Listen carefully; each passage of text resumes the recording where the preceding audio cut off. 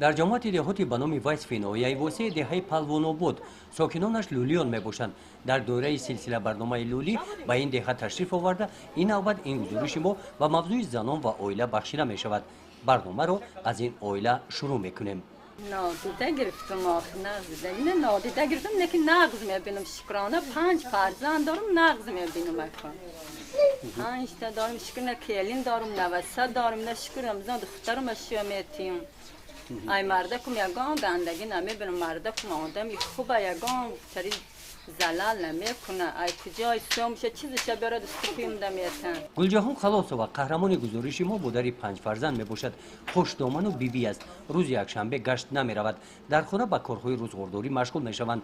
تیار نمودن خوراک روبچینی خانه ها همه این کارها رو گلجهان همراه کلینش انجام میدهد. مرده کم کاری مردکشه میکنه خودم کاری خانه را میکنم افقاد کورکم تری زندگی ما میکنم گاش میرم میام وای گاش میبینم خانه ها ما تازه میکنم گودک ها ما نگاه میکنم زندگی گاو و مال ما میبینم خانه جا ما نگاه میکنم مرده که ما یک جمعه حرمتش میکنم آبی طهارت هم میکشم نگاهبین کودکان و تربیت درست آنها به دوش مادر گذاشته شده است.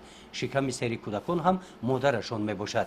تربیت کودکان چه میشه اتنکم من نباشم به اتهاشان چی میکنم حاضرش تو خودم میگم تازگی چیاشان نکن چه من که گاش رم کلینو میکنه افقان میکنه بیتی گودک آده میتا میخورانه خام میکنه گودک خوش نگاه میکنه هم تریان همین خانه هم ده همین کجای هم ده مرده کلانه مرده کلان زنک چی کلان در خانه هیچ زنک هیچ کلان مرده کلان خدا نشانت مرده نباشه بعد همون خانه را سرحسیبش میکده که زنک میشن اگر که مردک باشه زنک هیچ مردک کلان یکی اساس بگیریم سرحساب خانه را زن میکنه آخه زن میکده گیا باشه که بسرم به فرمان مردک آخه مردک فرمان میته که زنک یک کار میکنه همین سرحسیب همین خانه را زنک جمع و گردش همشه زنک میکنه با کلام مردک آخه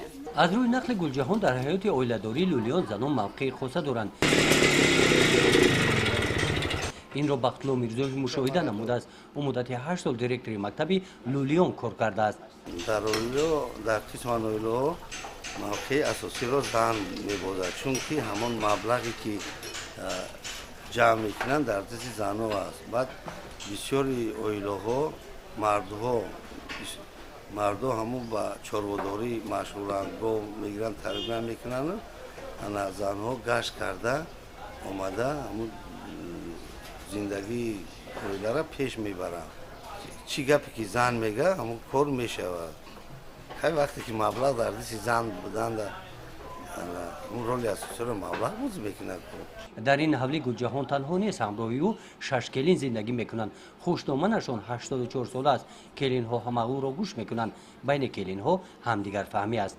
وظیفه خود ما اینمی خانه نگاه کنه خوشدامن اینمی لباس شویه خمر کنه اینمی 7 سنه هیوری هم اپای خوار واریم ما بین ماده برای گودک جنگ نیتینم لو آب دختیم زنا هیوری هم همجه شب هم ما یک جایی هم پیش خوشدامن ماده هم نگاهی بید میکنیم برای مجرور منظور ریزیسته بعضی اولوی هسته که یک حوالی 4-5 ساعتی کن تو 6 کلینه در یک حوالی زندگی میکنن اکوی تا زنها هیورا جنگ نداریم شکری ماها این مانده 24 سال شده زندگی ده خواهیش تا 17 سال شده میتشید اونه که مایدگه ها مانده 11 سال شد این دیگه ها مانده 17 سال شد همیتا دیگه ایتا دعوا صاف نکنیم خیلی گودک ها میکنن جنگ دعوا میکنن میگن پایش کنده با گودک ها دیگه با زندگی هاشون با خودشون دوام میتین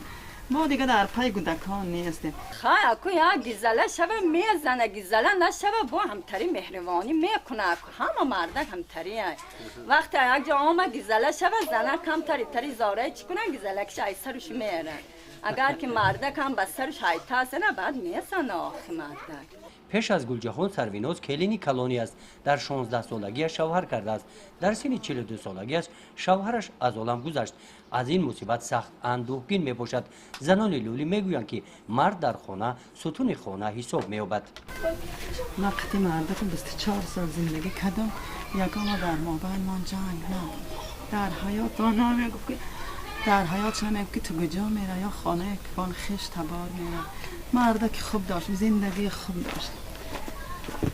مردک ساز بشکرانه. این مردک ستم خانه. این مردک رفت ستم خانه هم غلط برای که زندگی ویران. این آدم طاقه در این حیات که من تولد 77 در این سنت دیگه اینتا بیوه مانده قین در سنت سال من در مثال خیلی بگوی سرم در حساب همی غم سفید شد دیگه بعد این زندگی در ستم خانه ویران این مردک ستم خانه بلست که تکیه میکن داره حاضر تکیه در هیچ که ندارمش اکن این در خانه از خودم هم مردکم هم زنکم در روی گدکان در هم مردک میشته هم زنگی غم زندگی در سر طاق خودت بوده. در دوران صاحب استقلالی تاجیکستان در دهه پالوان‌آباد لولیان صاحب مکتب شدند. تحصیل در مکتب مناسبت به حیات عائله‌داری آنها را تغییر داد. دلنازه و گل‌هوس خواهش ندارند که بر وقت به شوهر بروند. صف نهم را ختم کردند. خواهش دارند که بعد به بلاغت رسیدن به شوهر برآمده عائله سالم تشکیل نمایند. میخواهم که به خانم 18 ساله یا 19 ساله شم عائله برپا کنم عائله خوب باشه شوهرم خوب باشه حرمت شوهر از همه چیز پیش است. اینا کی گفت؟ اینا مادرم گفت. زنان لولی فاصله بین تولد را رعایت نمی‌کنند. اینجا به نقشه‌گیری عائله رعایت نمی‌شود. سالمی مادر فرزند و جامعه برابر حقوق مرد و زن عاید این برنامه‌ها معلومات کافی ندارند. در خصوص نکاح رسمی آنها سالهای آخر نکاح خود را به رسمیت می‌درورند. بسیار داشتم 4 تا بس 3 تا معلم 3 تا فرزند. بچه و دختر؟ دختر بچه همین سنت سالش تاجیک هم ده نما آدمای ما ده سنت سالش برسه بعد شو میکنه. نان هم پخته رسید. انا همین گونه نان میپزند زنان لولی. با همین طرز پختن نان را آنها از ساکنان محلی یاد گرفتند. زن لولی کوشش میکند تقلید به زنان محلی نماید. این بود مشاهده های ما در موضوع زنان و عائله از حیات لولیان دهه پالوان‌آباد.